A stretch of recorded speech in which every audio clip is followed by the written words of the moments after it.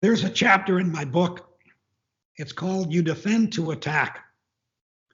And that title to me kind of tells it all for players. If you defend well, you're good one-on-one, you play collectively, you're all kind of connected in what you're doing. You're going to turn the puck over on the other team and you're going to have the puck. So good defense leads to good offense. That's an old expression, but it's so true. So when I talk about you defend to attack, I like my defending team to be, if you've got some things in place, to try to be active. The trouble with defensive play is sometimes you have numbers, sometimes you don't. So there's always going to be situations where you can be aggressive, and then sometimes you got to be in more contained, more passive. And that's the exciting part about playing the game, is being able to read those situations and make the right choice. But when you defend to attack, you'd like to be disruptive, but organized. So that's the balance you're trying to achieve. You want to disrupt that offense. You want to make their plays difficult, but you're organized in what you're doing. And that's really, really important. So here's 4 things that I think are the key to defensive play. Okay, so when you defend to attack, when you defend defensively, here's 4 important points. Number 1, it is, again, 5 men active. You have to be connected. How are you connected? Well, you're connected by communication. As long as you read the opposition and your teammates, you stay connected. When you fail to do either one, that's a problem. You become disconnected. So to be connected, you need to communicate and you need to read each other as much as you read the opposition. When that happens, you will be always disruptive but organized. Number 2, numbers. Numbers is really important because if you have numbers on the defensive side of the puck, usually you're going to be in pretty good situation. When you have numbers with good awareness, it's even better. So you've got people on the defensive side of the puck, their head are on a swivel, they're observing the progress the puck carrier is making. That's really what you want to get to. And mistakes will be made. Always in the game, mistakes will be made. Players occasionally will get beat one-on-one. One of the keys, though, is balance in positioning. Balance in positioning is the way you rectify or snuff out. Sometimes when a player gets defeated one-on-one, it's that balance in positioning that allows things to sort out, and it allows you to cover a greater area. If you have balance to your defense, you can cover more area. It's really important, though, you still have active sticks. Your head's on a swivel. You're always aware of what's happening away from the puck and what's happening on the puck. Okay, that's really important. The third thing is gaps and separation. That reduces the acceleration space from the attacker. So if you can get close and stay close in defensive zone coverage, or you can play up tight gap in the neutral zone on the rush, you take away acceleration space. You force the attack to play a little bit slower, and that's to the defender's productivity. Obviously, speed is hard to defend against, so the less speed they have, the more chance you have of being successful. Another thing about gaps and separation is when you have close pressure on the puck, as I said earlier in other presentations, you force the puck carrier's eyes down. And suddenly when his eyes down, he can't make those penetrating plays that often can really hurt you. They might be there, but because his eyes are down, he can't find that play. So it's really important that you always get close. And that's why we often talk about, whether it be neutral zone or defensive zone, stick on puck. Because if you get close, stay close, stick on puck, you make passes into the danger areas much more difficult. The fourth thing is you need layers of support behind pressure. Doesn't matter whether you're playing in the neutral zone, you're forechecking in the offensive zone, or you're playing in the defensive zone. You do have layers of support in the game. So anytime you have cover, you check and you have cover, you can now be aggressive. If you don't have cover, sometimes then you got to be a little more cautious, a little bit more contained. But anytime you read you have cover, you can be aggressive. And again, it's always important to realize that anytime the puck moves and changes directions, the length of the pass often tells you whether you should stay with the roll as the guy pressuring, or should you turn it over to somebody else who's closer and you recover and you go from pressuring to covering so they can go and put pressure on. And that interchange, that's collaboration. That's being connected. So anytime you watch a team play defensively well, you'll see when that pressure recovery place is there, you get close and stay close, your gaps and your separation is tight, you will have very effective defending. So again, when you defend to attack, it's always the same thing. It's being collective and being connected, numbers on the defensive side of the puck, gaps and separation, layers of support behind pressure, recognizing that allows you to be aggressive. When you don't have it, then you got to be more stalling, more containing. Sometimes you don't pressure a man, you control an area. And those are the reads you gain with experience. So I think that defending is now become quite consistent. Most teams defend very, very well. Expectations now for players are more and more, they want players that play 200 feet.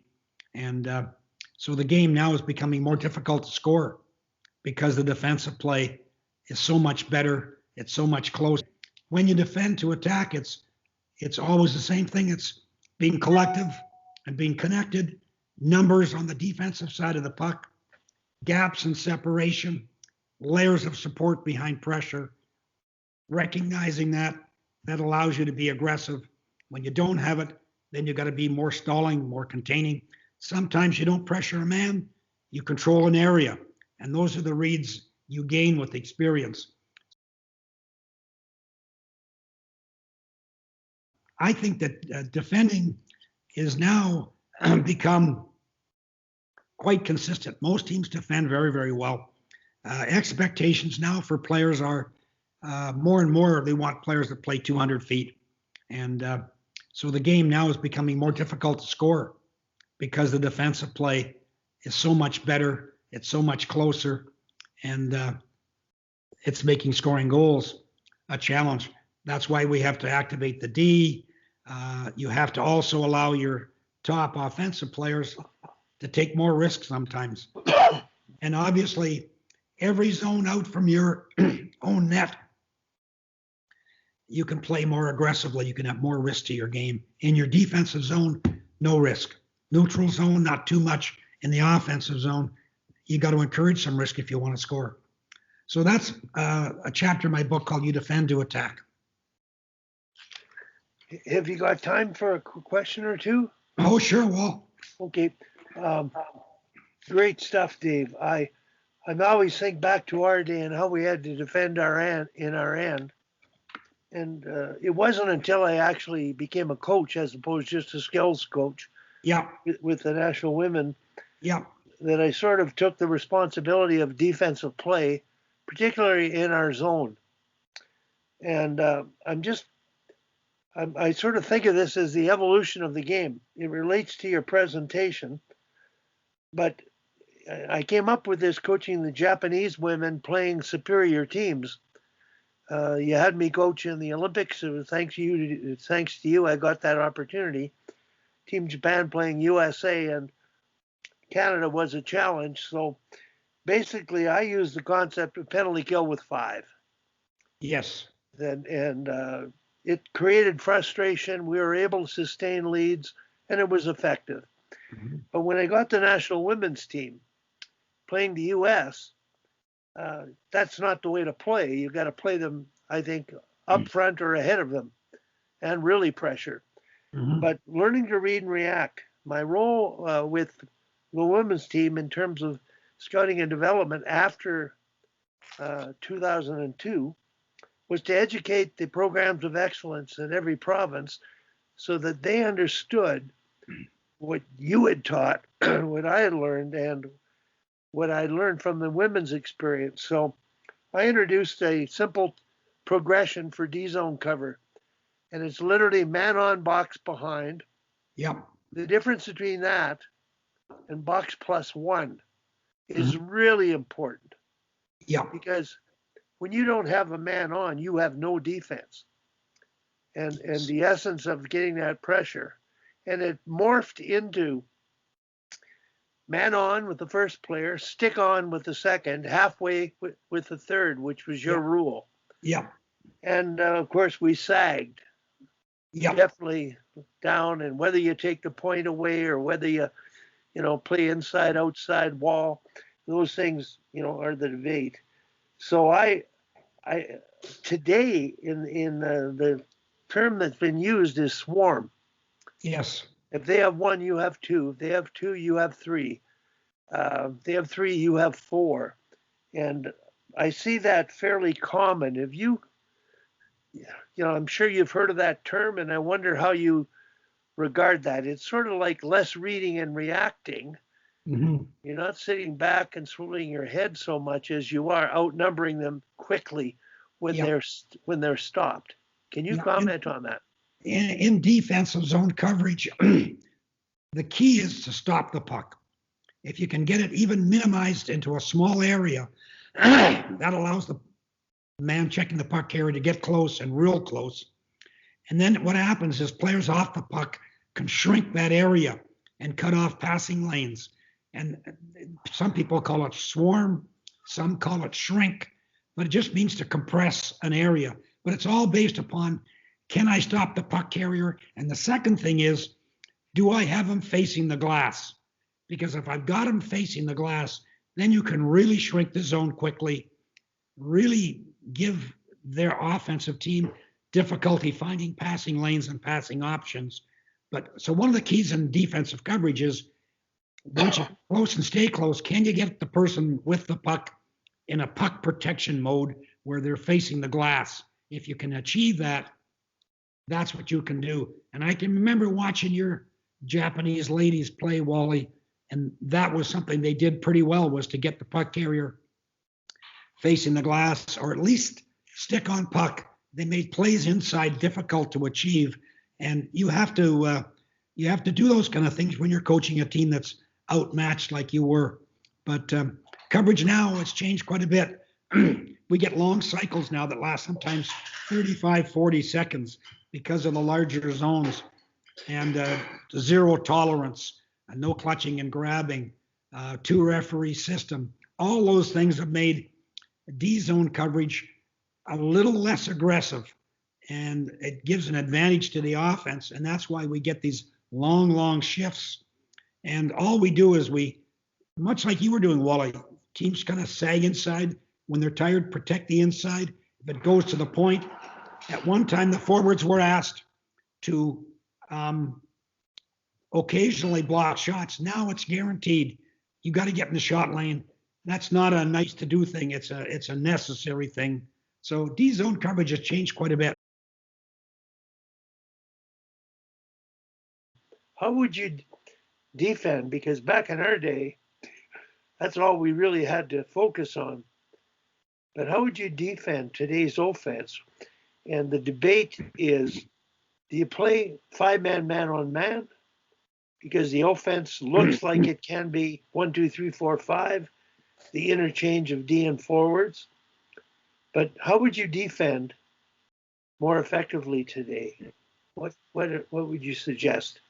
Well, it's really interesting because when you get 5 men active and you get, say, a forward cycling high and a D from the point going down low, do you want to end up defensively with a D man at the point and your forward playing the net front? Some teams don't mind that, but you're not usually in the most comfortable position. Defensemen tend to play well in front of the net. They don't really very often cover a guy who stops at the point. So a lot of teams have gone a lot more at one time when teams started the cycle, the D who jumped that man or the forward who jumped that man would, first of all, get close and quick right away. Try to keep the puck carrier's eyes down. Then you had to make some choices at the top of the circles. Would the man stay with this fellow if the D came down, or would they switch? And some teams still play a switch, Wally, and play some combination of man-to-man and zone defense. Teams in Russia who play this so much now with the bigger zones, the wider rink, they play man-to-man. They're prepared to have a defenseman follow a guy right up to the blue line. So really, it's your choice. We're seeing more and more now, though. A lot of times it's 3 players kind of man-to-man, and the other 2 players playing more zonal coverage. So it's a combination of man-to-man and zonal coverage that make it work. Back in the day when I was involved with the women and coming into the women's game with the experience of working with you and the national team, and the idea of playing in a small rink, I always advocated, no, the D doesn't want to run out at the point. Yeah. And with the women particularly, because we didn't want to take them that far up the ice, being taken out of important spaces. So the rule that I applied with them was finish the check F1 or D1, man on the puck area. The most important part is that man on. Yeah. As soon as it changes, there's another man on. Mm-hmm. But finish the check before the hash mark. Yes. That was sort of a rule of thumb that I wrote into it, and it worked for us, in that time period. But there's no longer the transition from small to big ice, but maybe there is. When you look at world championships today, are they playing them in big ice or small ice? And Yeah. it makes coaching more fun, more challenging, but you really Yes. have to be tuned into everything you're talking about here. So, And Wally, that's a good rule you had there, because if you can finish your check and get that guy close to the boards, that player close to the boards, stopped, it's one-on-one, so everybody else can read off that.